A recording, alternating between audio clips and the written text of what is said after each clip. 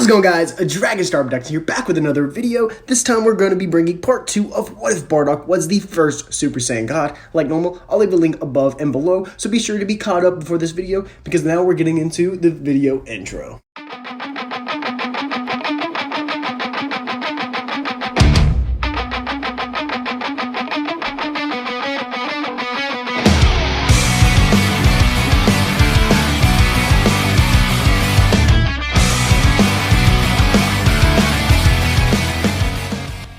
Last time, we left off with the defeat of Frieza thanks to Bardock somehow achieving a new form. However, this form caused Bardock to need a healing tank because this form, although calm, Bardock's body wasn't ready to hold that much power. Tora would be on watch when Bardock actually steps out of the healing tank, and the two would discuss the power that Bardock actually achieved. They would be thinking that it was the Super Saiyan of the legend. However, the two would quit talking as Bardock drops the topic. Bardock then heads to Gine to tell her that they need to get Kakarot very soon. Gine, of course, doesn't argue as she obviously wants to get her son as soon as possible, but Bardock insists that they need to wait on Raditz to arrive back home. Bardock, though, doesn't just want his whole family to be together, but also Bardock wants intel from King Cold, knowing that he was reporting on all the scouters, as obviously he wouldn't want contact with the Saiyans, but maybe since Raditz was off planet, he got the call from King Cold as well. While waiting for Raditz to arrive back home, Bardock decides to figure out exactly what he did to achieve this form. He remembered his steps from that day exactly, but the only thing that stands out to him is that it was when him and his crew all stood together. Bardock then gets everyone together, as he then tells them to do the exactly same thing as they did that day that he defeated Frieza. And his crew follows his orders, placing their hands on the back of Bardock. And all of a sudden, once more, Bardock rises into the air, transforming once more. Bardock then turns back to his squad. "I figured out how to do it. What is it?" This question still can't be answered. However, Bardock really wanted to test the strength of the form, asking for a fight with all the great apes. Tora and the squad proceeds to do just that, but even their power together does not match Bardock's. Bardock easily waves through the arms and the legs of the Azaros until, with a single punch, causing every single Azaro to crash down to their base. Bardock retreats to base as well, this time not needing a healing tank.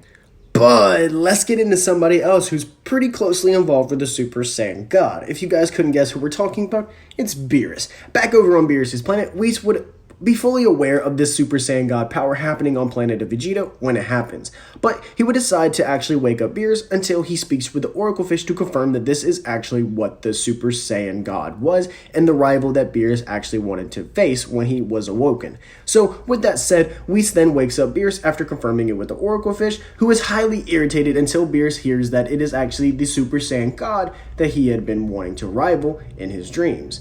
And with this being said, Beerus tells Whis that he wants to leave immediately to fight the Super Saiyan God. So Whis follows his orders and they leave to planet Vegeta immediately. And when the two arrive, they land very close to King Vegeta's castle. There, Beerus enters, pushing his way to King Vegeta's throne. Beerus sends King Vegeta into a deep scare as their last encounter didn't go very well for King Vegeta. And this time, Beerus asks for the Super Saiyan God. After King Vegeta hearing this, he knows that Beerus has to be talking about Bardock. But a god?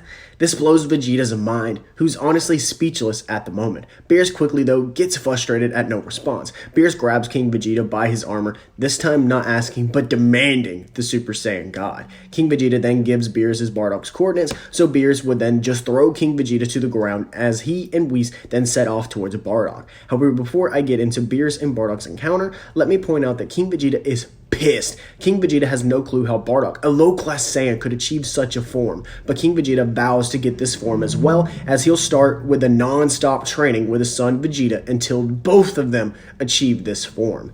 Now, with that out of the way, Beerus plants ground outside of Bardock's house. Bardock, though, isn't home. It's Gine.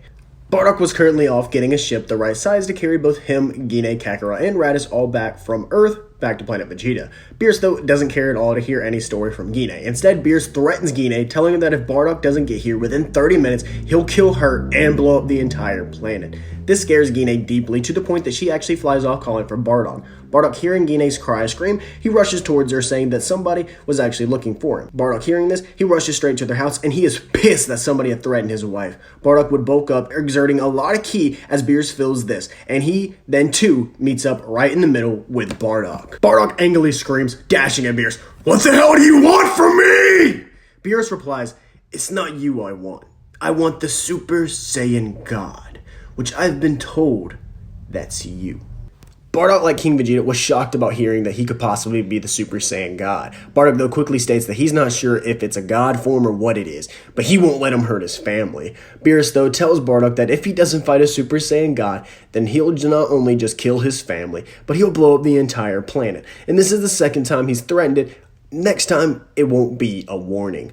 Bardock obviously wants to dash in and fight with his anger boiling, but if he does this, he will have no chance. First, he needs to get his crew's help because he still can't fight in this form at will, and he especially can't transform into it as will either. But without any questions, Bardock's crew would help him out, as they would then, for the third time, perform this ritual that has been done, and Bardock would officially become a Super Saiyan God for the third time. However, when Bardock started dashing in, they quickly seen that Beerus still had the upper hand against Bardock. And obviously, seeing Beerus having the upper hand on Bardock, this obviously worries the rest of the Saiyans, to the fact that Fasha and Tora begin discussing an extra plan to maybe having a backup if Bardock doesn't get it. However, Tora then says, maybe I can get the form too. So they perform the same thing that they did to Bardock onto Tora. And bada boom, bada bing, Tora as well has become a Super Saiyan God, because I believe if Bardock's got a good heart, well, Tora is probably even a better person. That's just me. With that said, both Bardock and Tora would dash in at Beerus at full power. However, Beerus, on the other hand, was not using his full power. In fact, he was only using a quarter of his power. Beerus was really annoyed at the fact that these two Saiyans weren't the threat that he thought they would be. He expected to have a rival, and he was wrong. Tora would go in for a punch, but Beerus would weave it with ease. Bardock comes flying in with a kick, as Beerus would then catch Bardock's foot, throwing it into Tora. Beerus begins to get angry, telling these two that they are worthless, and they are no good Saiyans. And he begins to charge up a ki blast in the palm of his hands. And it was like seeing this and hearing the words that came out of Beerus' mouth. Bardock erupted in anger. Bardock's aura burst as he darts at Beerus once more, this time catching the God of Destruction by the jaw. Beerus was off guard for sure, giving Bardock multiple openings to nail some strong attacks. Bardock even manages to build enough space between him and Beerus that he actually gives Tora enough time to get up off the ground. When Tora finally does get off the ground, he awaits back, telling Fasha that she needs to lead the Saiyans as Ozarus. Tora knows that they need every single Saiyan willing if they plan on beating Beerus. And Fasha then asks about Bardock and his new godly power, but Tora says that he feels himself draining big time, and Bardock has already obtained this power twice and drained out of it both times before. Fasha understands this, so she starts gathering up the Saiyans. Tora, on the other hand, rushes to help Bardock in this fight. Bardock and Tora land a ki blast, kicks, and punches, but Beerus wasn't budging, only smiling. Bardock looks at Tora and says, "Everything you got, Tora! Let's go!" The two Super Saiyan gods then charge up their full power attacks. Bardock a final spirit cannon and Tora a last avenger. Beerus allowed the blast to engulf him, but Beerus wasn't expecting the blast to get larger and larger. Bardock and Tora then turn around to notice that Fasha was leading the Ozaru's army to actually aid in the fight as well, as they are shooting out mouth beams at the same time. This actually does help the Saiyans very much, as the blast is actually literally the size of the artificial moon that they shot off to actually become the Great Ape. Bardock, believing that it was all over, he then crashes back down to base, as Tora, well, he needs a healing tank like Bardock did his first time. However, when the smoke cleared, Beerus still stood. Everyone was shocked, but Beerus was satisfied with the fight, telling them that they did a good job and that he'll be back for more fights in the future. Telling them to get very, very strong, or it may just be their planet.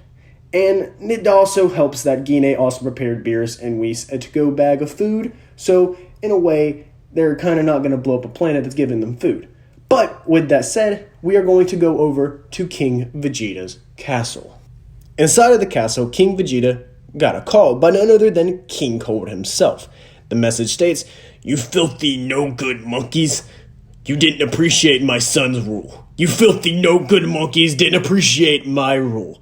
And for that, Vegeta, I have your son, as well as his sidekicks. And I'd rather kill you than them." King Vegeta, not knowing what to do, he then informs King Cold that it was Bardock who killed Frieza, and with his help, King Cold can actually get his revenge. However, guys, that is where we're going to be leaving off part 2 of What If Bardock Was the First Super Saiyan God. If you guys want to see part 3, make sure you like this video, comment down below, and let me know what you want to see in part 3, because that's a big part of it. And don't forget to subscribe to the channel, hit that bell notification, because I plan on having multiple uploads coming up here soon. So if you guys want to be a part of that, I would really appreciate it. And with that said, Dragon Star Productions is out. Congratulations, champ. You made it to the end of the video. Now, if you hit that subscription button, that thumbs up button, and that bell icon, you won't catch a dynamite kick.